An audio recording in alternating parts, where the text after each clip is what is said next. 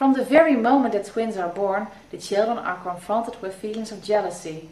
Twin parents only have two hands, so they will not always be able to immediately respond to the needs of both children, though I have to say that most twin parents become very skilled holding or feeding both babies simultaneously.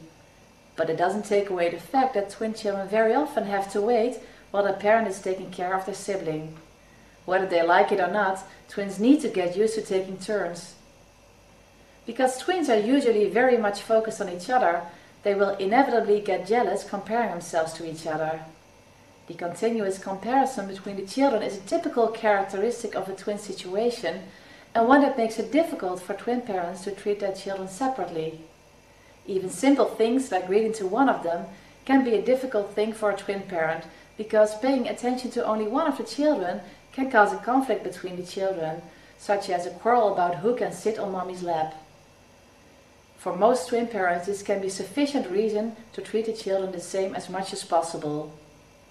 I don't think it's a real issue treating the children the same, especially during the first years of their lives, but you can't continue that forever. You see, it's simply not possible to prevent jealousy at all times. And you don't need to, because the children need to learn how to deal with it. However, most children find it difficult to cope with feelings of jealousy. And there are certain things that we twin parents can do to help our children. First of all, it is important that the children get used to being treated differently.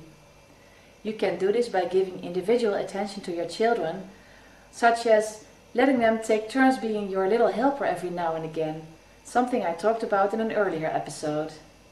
Also, it is important to let your children know that it's good to be different. There will always be differences after all. One way to do this is by paying special attention to the differences between the children.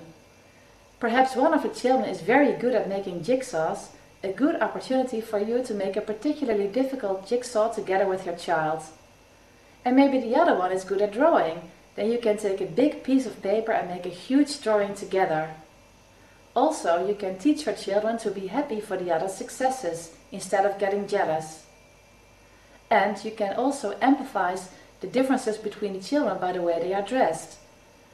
If the children are used to being dressed the same, it might be a good idea to start dressing them differently more often. This can help the children to distinguish themselves from each other a little more.